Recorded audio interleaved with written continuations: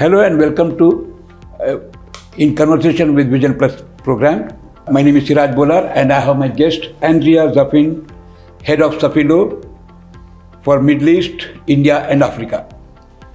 Thank you very much, Mr. Andrea, to be part of this interview. Pleasure to have you. I will put some questions to you, simple questions. First, it will be company focus and vision. About that, I'll ask you some questions. Frankly, I still recall the excitement of our office when your Safilo ads came into our magazine, VisionPlus magazine started. That was nearly 2 decades ago. But even today, despite so many changes since then, and even with new strong entrants in the market, Safilo has managed to hold its position. What is the secret behind it?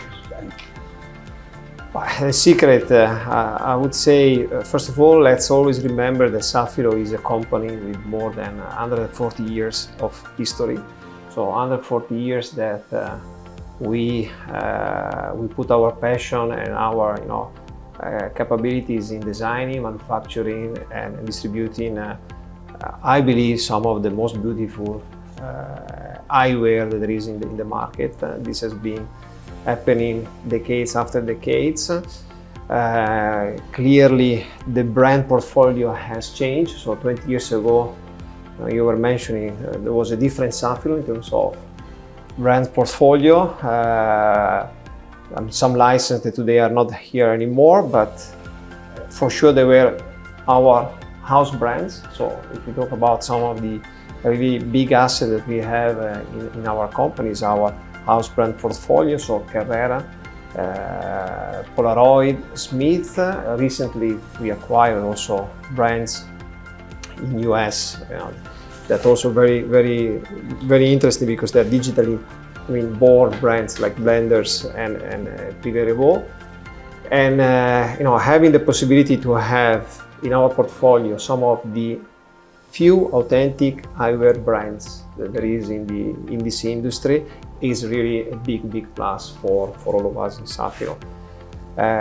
Then I mentioned about our history of manufacturing designing. This is clearly well appreciated by our partners, the brands we work with. So today we have brands that for us are a really strong partner like Boss, we have Tommy Hilfiger, Marc Jacobs, Kate Spade, brands that we launched quite recently like David Beckham, Levi's, and new brands that we are launching this year. So Carolina Herrera, The Square, Under Armour also for this region is a brand that we are basically launching in 2022. So you can see it's really a strong combination of house brand that are part of Safilo history and license. That's our brands portfolio with whom we cooperate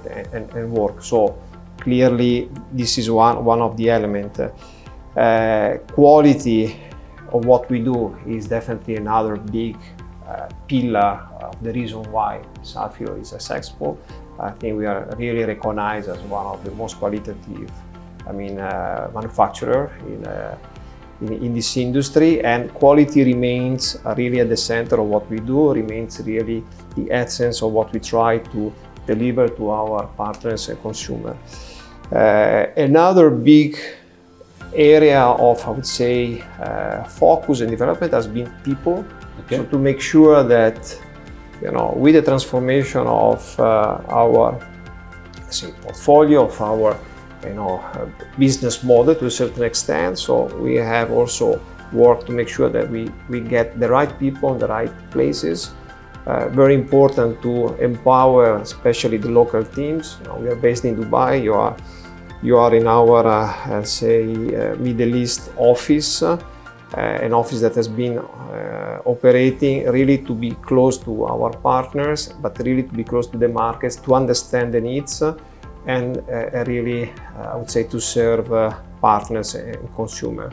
So if you put together all these elements, give you basically the result of this journey that Safilo is having since, I would say, more than 140 years of, success.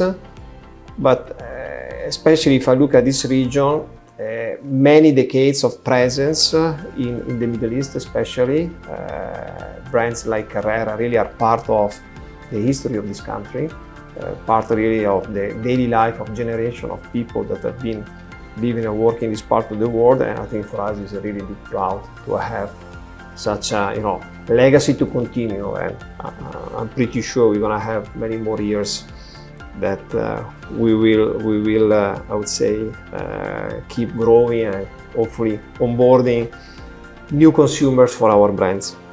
Very interesting, Mr. Andrea. And now I'll talk about the growth aspect of this thing. From a growth perspective, the eyewear market still has huge untapped potential. Is there any strategy plan by Safilo to expand this business globally and in the Middle East in particular? Well, let me talk more about our region, so about Middle East. For sure, in this part of the world, growing and developing partnership is critical. Sounds like something obvious, a bit of cliche that you need to have long-term partnership. I can say we really have, long-term partners that we are really working, and not just in terms of supply, but really building business together, really shaping, I would say to a certain extent, the industry. Really, Safilo is one of the first movers in this region, so it's one of the first company that believed in the potential of this region. 25 years ago, then came opening a partnership with a local distributor, but moving the level of working close to like a subsidiary that came later on for Safilo. And I think that is really a proof of the ability of focusing on a market, growing, developing, as I say, long-term partnership, but evolving the partnership. And nowadays, as we are doing in other markets, look at Europe, that for us is always an important benchmark. Implementing new tools. So digitalization is definitely a new tool that we are developing to accelerate business, to bring collaboration with partners and interaction with consumers to different levels. When I talk about digitalization, I talk about B2B platform, so a new way to connect and work with our partner. I talk about digital assets that are built for really promote and communicate our brands. And to a certain extent also learning to work more on the, on the online, on the e-commerce side of the business that is becoming more and more a relevant channel in this region, is opening opportunity. I mentioned before we acquired two brands, digitally born. These are basically not only brands, but really two assets that are giving us a lot of learning. And I'm sure that on that we will work also in this region to build the next wave of development for Safilo. Together, maintaining our focus on the optical channel, maintaining a clear focus on all our partners, but definitely looking at also how to evolve and serve consumers from a digital perspective. All right, very good. Now let me come to the challenge aspect of this thing. Online markets have challenged the traditional retailing in a big way. We all know about it. How has this impacted Safilo as a company, and how are you adapting to these changes? Sorry, you talk about the online. Online market, yes. Okay. But the online I mentioned before. You mentioned. Is for us is an opportunity for us. Let me say, generally speaking, I believe it's something that is is having an impact on all industries. So clearly it's not only related to optical or to us. I always try to look at things, from in terms of what are the positive sides, so what this can bring. And I can say that definitely the online is an opportunity for all of us in our industry because it's enlarging the reach. Today, thanks to online, we are reaching consumers, we are reaching target prices that before maybe they were limited because let's say let me call it the traditional optical retail is focused on a specific part of the offer, but there is a big amount, and say a big number of consumers that today maybe they were not entering the optical stores. So the fact that now they have access to optical products, mainly in sunglasses. So today, clearly, the focus is mainly in sunglasses. I think we can look at this as an opportunity to enlarge the base of consumers and I don't want to say educate, but really get closer to people that before maybe they were not thinking or looking at entering in optical stores. Is this happening tomorrow also for the optical segment? I think technology, the evolution is moving, so I think we need to be prepared that some evolution and will happen also on the optical side. Again, if we take this as an opportunity really to enlarge and make our industry more relevant to consumers, I think it's going to be a benefit for everybody. On the retail side, clearly, for me, I don't see. Let's say, let me put it. I see an opportunity for all the leading retailers to, somehow benefit of this enlargement of the consumer base. Still, the service is something very important in our industry. So the service proposition that is happening inside the optical stores is very important, is critical, and will remain very, very relevant. So I think that any strong professional optical retailer will have just better opportunities. But I think that it's also important that everyone, not only the big chains or the big, I would say, clients, but anyone in our industry really start looking at how to grow professionally, how to grow in terms of making his retail environment more appealing, how to serve better clients.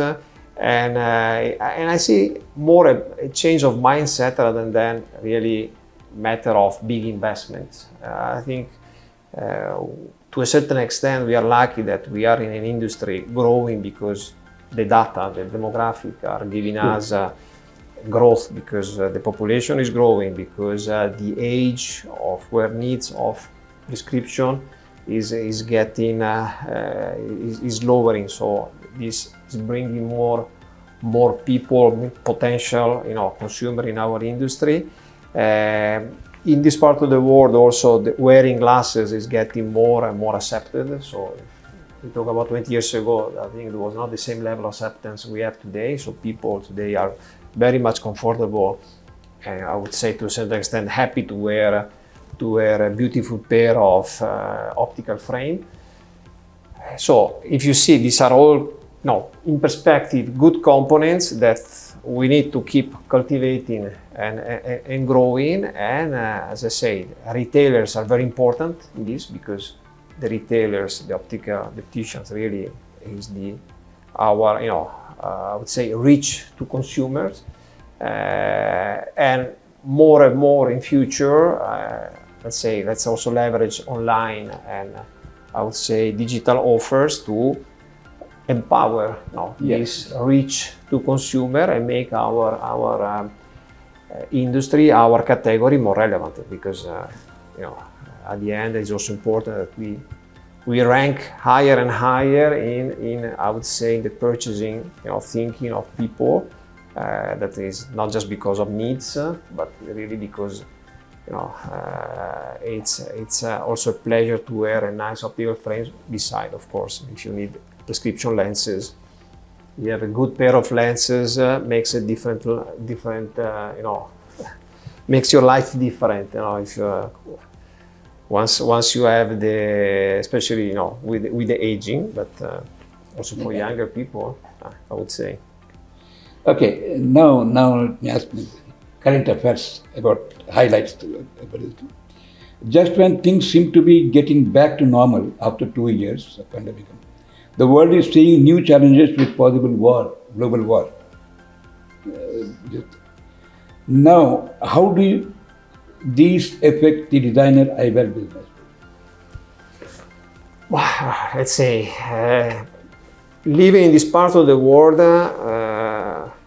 I think you learn that you can never relax. There's always something happening.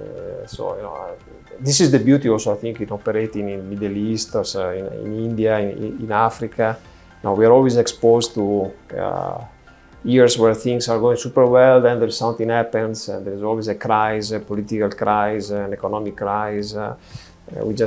We are still in a kind of, let's say, sanitary crisis with this COVID. So, first of all, I think we all learn to cope and work in this scenario, which is definitely more challenging than before.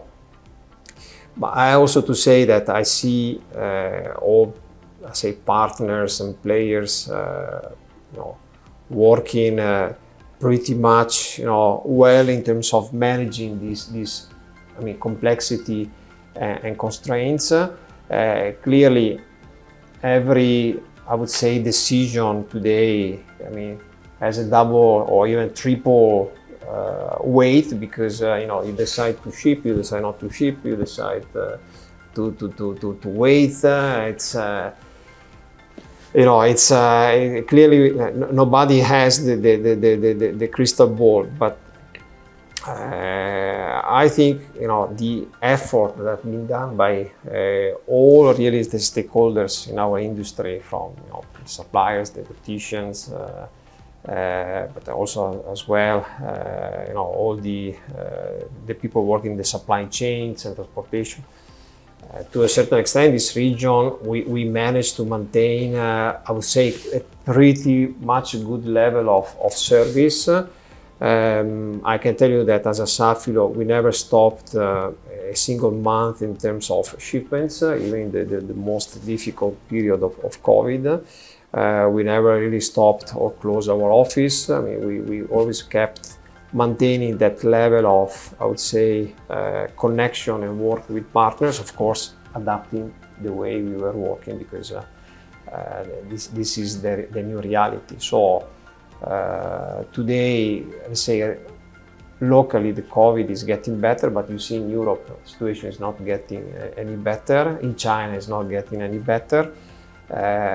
So we are lucky here, but of course we need to be ready and still manage complexity that is coming from either China or Europe. At the end, we live in a connected economy, and it's clear that there are effects. But I always say, let's focus on the positive side. I think we really learn to work better, more efficiently. I think we learn also that we can, I would say, eliminate certain activities or certain, a lot of time dedicated to low productive tasks that have been replaced also with the digital tools.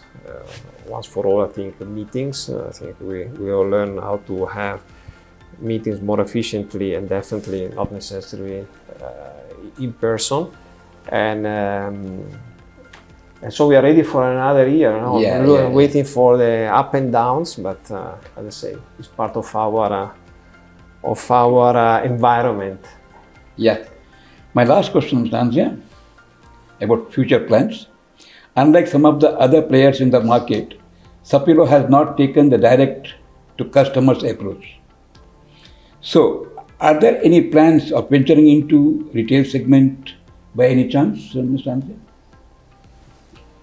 Well, I can tell you that as a Safilo, I go back to the start of our interview. It's under 40 years that we design, manufacture, and distribute beautiful eyewear across the globe, because Safilo is a global player with a global reach.